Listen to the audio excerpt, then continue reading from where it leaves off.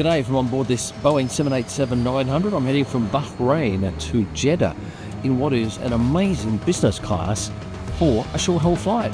More shortly.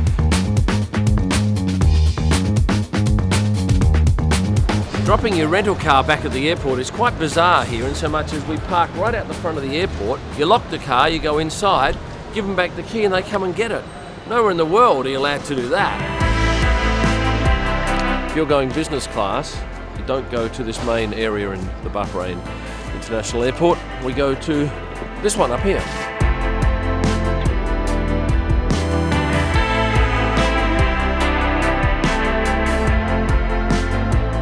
This check-in area is really calm and spacious. And now we get our own entry to passport control.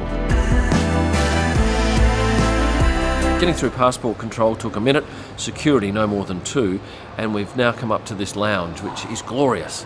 Very spacious, a couple of F1 people in here. I can see a team principal, I can see a driver, I can see a driver's manager, and a few more famous people. I like this lounge a lot. I like the fact that they've got a bar, not that I'm interested in having a drink at the moment, but they do have a good range of spirits and wines.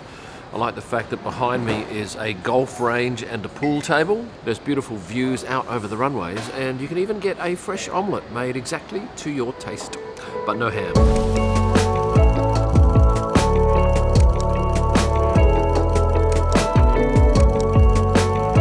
Hey, good morning. 1A.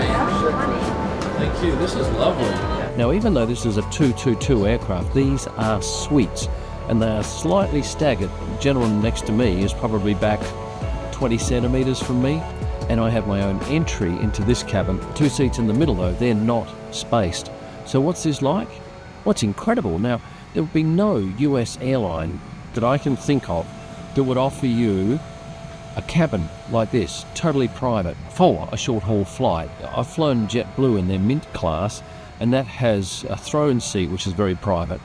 But this is completely different. Now, I didn't expect to get this, and in fact, I'm thrilled. Already we've been offered a choice of beverage. I had this mint lemon drink, which was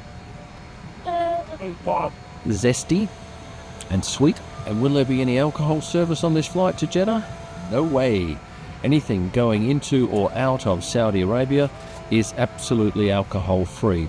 And another thing that I dare say will happen at some point is that a lot of the locals who are going to Jeddah for the trip to Mecca will get changed at some point into their Mecca clothes. I've seen that on 2 previous occasions. It's something that we don't often see, and they'll do that in the middle of the aisle. They'll take off their tops and put on a typical local robe. Let's talk about this seat. It is fully lie flat. It has a number of controls here on the handset, but I think this aircraft is getting on a bit because these look well worn. On this side there's a control to raise and lower this divider right there. We're provided with Gulf Air's own headphones. This controller controls the in-flight entertainment system, and the screen itself is a good size. And this cabin, along with 1K, which is on the other side of the place, also has a little dicky seat which folds down, allows you to sleep on a fully flat bed. If you go to any of the other seats in the aircraft, they have a much wider foot area. Got a couple of drivers on the other side of the plane shuffling about in seats. Now, this aircraft, by the way, is just shy of 6 years of age.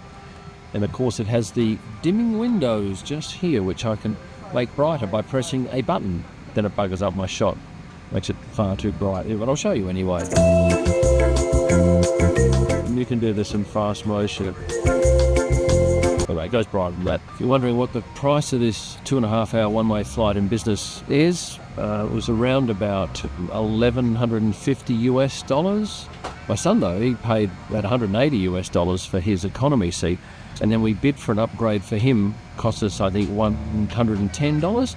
So his was far cheaper than mine, but if you average it out, it's not bad value, especially for a cabin like this. We've paid that sort of money and got a lot less in the past. In terms of storage areas, there's very little. There's a small space down here, but you're not going to get much in there. And the overhead lockers are on each side of the plane. There are no overhead lockers in the middle of the plane, so they become quite hard to get at some point, especially if you're last on. There are 26 of these suites up here in business, and behind there's 256 seats. In the main cabin, Paperwork-wise going in, we had to complete a sheet detailing all of our equipment that we take, photographic gear that is. We had to apply for a media visa. Whether or not they'll check our camera kit going in, they did into Bahrain, but there was no great drama, and they never check it on the way out, which I always find is interesting. Here for some Arabic dates. Carry wire? Enjoy. Just like Qatar Airways and Emirates, we're offered dates and Arabic coffee before we take off. The dates I quite like, and I wouldn't normally eat them. The coffees, you can have that all on your own.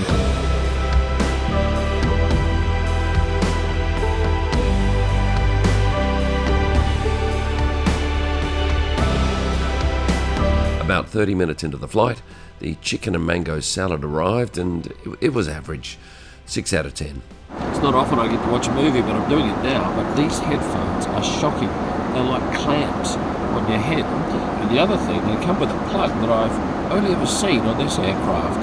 So if you want to plug your own headphones in and listen to the movie comfortably, forget it. It's not going to happen.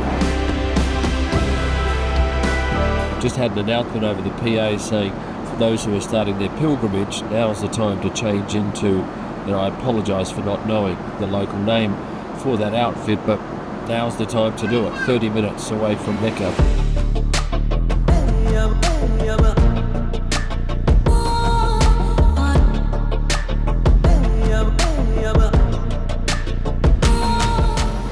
Thank you.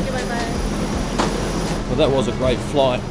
If you get the chance to travel on that aircraft, the 787-900 with those business class seats, you won't be disappointed. That was lovely. Here we go. Here's the who's who of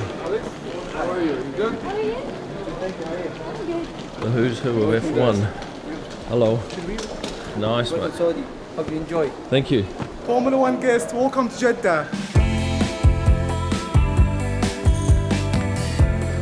There's no doubt that we receive one of the warmest welcomes of any countries that we go to here in Jeddah. They're quite lovely people.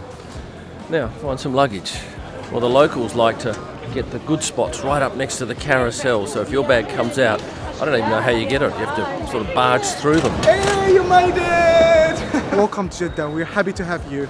Well, it was very quick through immigration, but extremely slow for Jace's bag, something in the order of 45 minutes. But anyway, we're out now, and our driver is here to meet us. This is Salim, and these people here are very excited about this event. Hello, Salim. Hello, how are you? Welcome to Jeddah. Formula One, we are ready! Welcome to Saudi Arabia. I tell you what, we are very well looked after here. We have a car to take us to the media hotel. Ahead of us is a 20-minute drive to the coast, where we're staying not far from the track, and temperature-wise, a very pleasant 28 degrees Celsius. And that's where this video ends. Thanks for watching, and stay passionate. Now, I think that's me making that noise with the seat. What is that?